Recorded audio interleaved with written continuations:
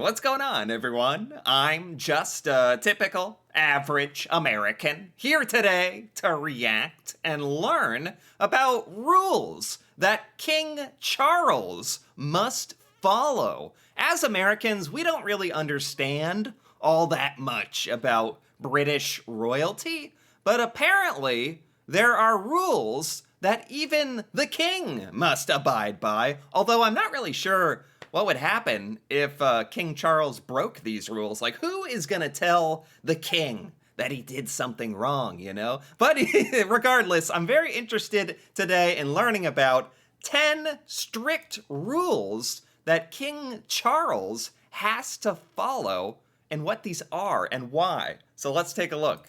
Starting off in our number 10 spot, we have the rules of the road. This rule is probably one of the craziest things I've ever heard, but I guess it's been around for quite a while. And the rules of the road? The King Charles has different rules of the road? Can he, like, drive on either side of the road? Like, royal privileges or something? No, these are, I imagine this is something King Charles is not allowed to do on the road. Maybe he can't drive at all, you know, to make sure he's safe and all that. Like, although there's a picture here of him driving, so that's probably not it. Let's just see. I just had no idea. Turns out the monarch is the only person in the UK who is allowed to drive without a legal license or even license plates. What? Wait, what? Wait a minute. This isn't a rule. This is a royal privilege. This is like, why would the king or queen not have to have license plates or a driver's license? Like, I understand that they are like the monarch in charge, but don't you still want them to be like good at driving? This doesn't make sense to me. What? That's so insane. I didn't expect the king to have to take a driver's test like everyone else, but just having a rule that allows them, if they chose, to drive without any idea how? It truly is just absolutely bizarre. What? The good news is, though, which makes this rule make a lot more sense, is that, of course, rather than driving himself, King Charles' chauffeur will be much more responsible for most of the driving for the king. Let's just hope the chauffeur has their driver's license. True. Yeah, that's true. Like, if you're royalty, you're probably not doing a lot of your own driving. But still, is this like an older law that's maybe still in effect back before, like, cars could go, like, 200 miles an hour or something, maybe? I imagine that the monarchs that could take advantage of this rule probably just get their driver's license anyway, you know? Or at least I hope so. In our number 9 spot today, we have the armed forces. One of the most intimidating parts of his new role is that King Charles will now become the head of the armed forces. Oh, what? Wait, really? I did not know that. King Charles is technically the head of the British Armed Forces?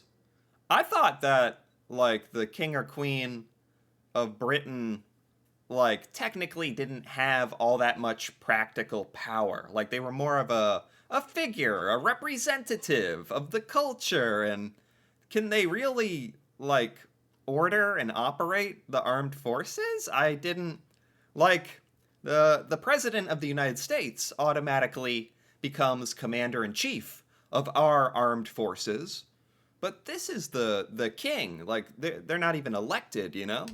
This means that it is his responsibility, and he is the only person who can declare when the country is at war and when the war is over. Wow. Of course, he won't be doing this entirely alone. He needs to follow the advice and guidance of the government. Can't just randomly declare war. The perhaps good news is that the new king has held quite close ties to the armed forces throughout his life, even spending time in the Royal Navy and taking flying instruction from the Royal Air Force during his second year at Cambridge University. Oh, that's cool. I think, Queen Elizabeth also was, like, in the armed forces at some point, I think. In some shape or form, I think. King Charles was. That's very cool. So this is like, they're technically in charge of the armed forces, but they would listen to, like, the policymakers and, like, abide by laws and advice. They wouldn't just declare war, like, if they felt like it. Yeah, that makes sense. Okay. Of course, the hope is that he won't be in a position to make these difficult decisions, but when or if he's faced with them, we can hope he makes the proper decisions for the country. Yeah. In our number 8 spot today, we have the church. King Charles won't only be the head of the armed forces, but he will also become the head of the church in England. Quite a jump from talking about war and being the one who makes those kinds of decisions to being the head of the church, where things are hopefully quite the opposite, more peaceful. This is a post that British monarchs have held since the church was founded by King Henry VIII in the 1500s. And it Oh my gosh, there are a lot of rules. Like when you become the king or queen, you are, not shockingly, taking on a ton of responsibilities. You don't really have a choice in the matter. You're head of the church, you're head of the military. You don't need a driver's license if you don't want. appears as though the tradition will carry on. In this role, it means that King Charles will be responsible for appointing archbishops and bishops to their role. The king will be, of course, advised in this role by the Prime Minister. It is said that the king is religious in his own right and that he has already spoken about how his personal faith has informed his approach to leadership. In our number 7 spot today, we have gifts. The king has a duty to accept all of the gifts he receives, and not only that, but he has to accept them graciously. This is a funny one. Okay, this is an interesting one. This is kind of random compared to the rules we've learned about so far. He has to accept gifts, and not just that, he has to be thankful, gracious about it. Okay, I can mail King Charles like a tube of chapstick or something, and he has to be like, thank you very much, random American. That's funny. How much does he have to acknowledge it, though? And he can't refuse them. That's funny.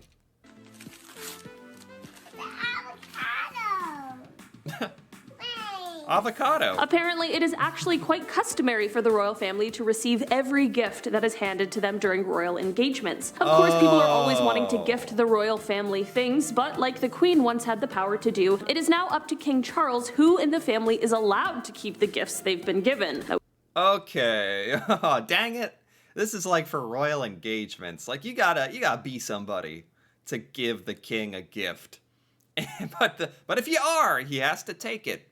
And then they decide how to divvy it up amongst the royal nobility because they get too many red dragon stuffed animals, I guess. That would be a super strange meeting, but hey, there are some weird rules the royal family has to follow. In our number 6 spot today, we have never travel in pairs. This is one travel rule that certainly makes sense, but it is quite dark when you really think about it. This rule is that any heirs to the throne are not allowed to travel together, which means that the king is going to be traveling differently than he once used to. This is of course Right. This does make sense. This is an unfortunate reality of being in a position like this. This is true. Exact same policy is true for the president of the United States and the vice president. They can't travel together. People in line to become president and people in line to the throne also makes sense to me. Yeah. Of course, in case some sort of accident happens, not every heir to the throne would be injured or perhaps killed. It's definitely very smart and very sensible, but it has got to be grim, just constantly preparing for the worst thing to happen. It is of the utmost importance.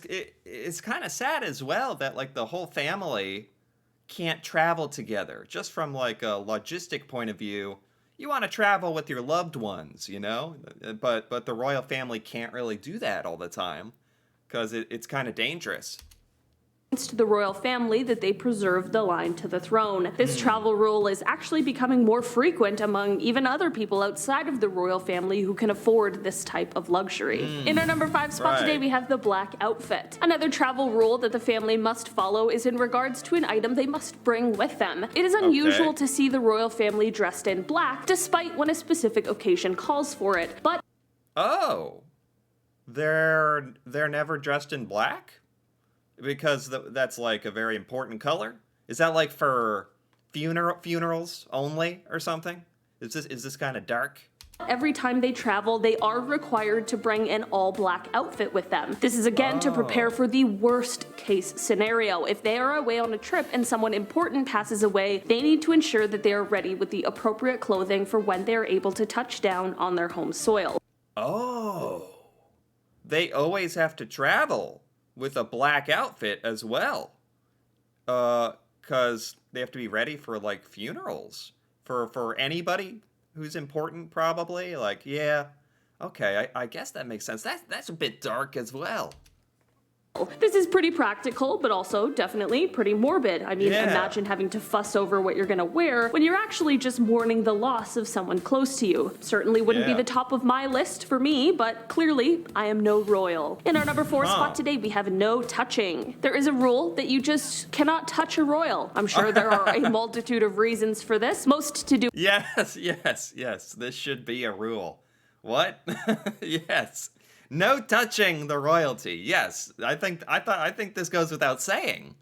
Yeah. It's just funny to hear it like set out like that. Like, no touching, everyone. No touching the king. Like, yeah, don't do that, of course. With security, but aside from a lucky handshake, you really are supposed to keep your distance. Okay. I suppose it's because I live the life of a regular person, but I feel like that would be so sad. I feel like you'd be lacking in so much connection with a ton of interesting people, and wouldn't you just be dying to hug some of the nice people you meet? Maybe that's just the... Really? Can they not even like hug people? I'm sure they could, if they really wanted to. So this isn't just to stop common people from like diving over the barricades and poking the king, being like, I touched you. Yes, don't do that. This is like even like other high class members of society who get to hang out with the king. Even they are kind of like dissuaded from touching the king. But if he wanted to touch you, I'm sure like he could give someone a hug or a handshake or whatever. It's just kind of like, it's quite the honor, I suppose. The Canadian in me. Apparently, this is part of the reason why the Queen always wore gloves. She, of course, shook a lot of hands while out making her royal appearances, and the same will likely go for the new king. Maybe he'll take up gloves as a fashion accessory, just like his mother. In our number 3 spot today, we have the dinner choices. There are plenty of strange rules when it comes to royal dinner etiquette, but this one might be the most strange. Royal dinner etiquette? Like the way royalty has to eat? Like, do they have to know which hand the fork and knife goes in and that kind of stuff? Be very proper about it? I'm not exactly sure if King Charles enjoyed much seafood during his time as the Prince of Wales, but if he did, those days might be coming to an end rather soon. Apparently, the palace recommends that His Highness not indulge in shellfish. No shrimp, no lobster. You get the idea. This is meant to be for his safety, of course, because apparently it is believed that shellfish causes food poisoning more than any other type of food, so... Again, how much are some of these rules actually enforced?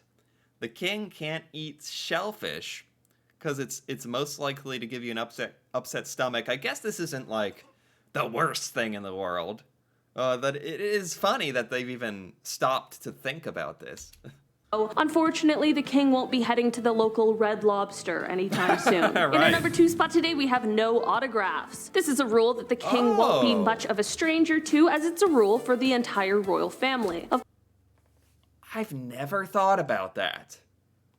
But now that she says it, I've never ever heard of or seen an autograph from like the Queen Elizabeth or King Charles or any royalty. Like an autograph for sale or an autographed, I don't know, like t-shirt or something. That'd be funny. They don't sign stuff. They don't autograph things.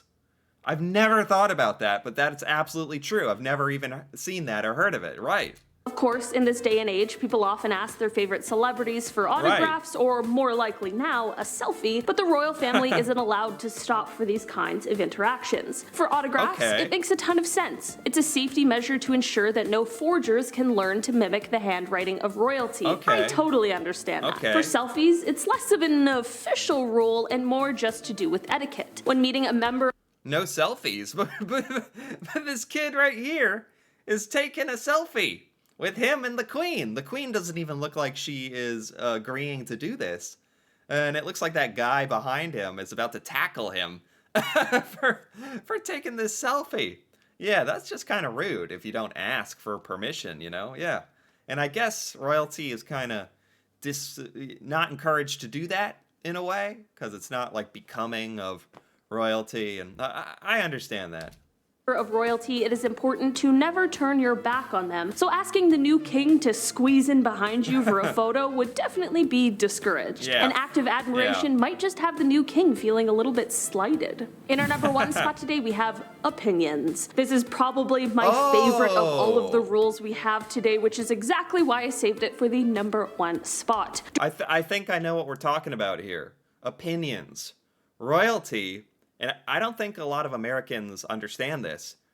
Like, British royalty is not supposed to give opinions on politics and worldly affairs. They're supposed to stay, like, completely neutral and not give their opinion. I think this is what we're talking about. During the king's time as the Prince of Wales, Charles has certainly been known for having quite a vocal approach to different social issues and whatever the current affairs have been. He's an outspoken individual, and that doesn't always sit well with people. Fair enough, but now that he's the king, he does have some different expectations. He is now expected to not make his constituents feel uncomfortable or alienated, which means that he won't be allowed to be such a champion of certain issues. This basic— Oh, wow. I didn't even know that Charles had such an outspoken opinion on so many things.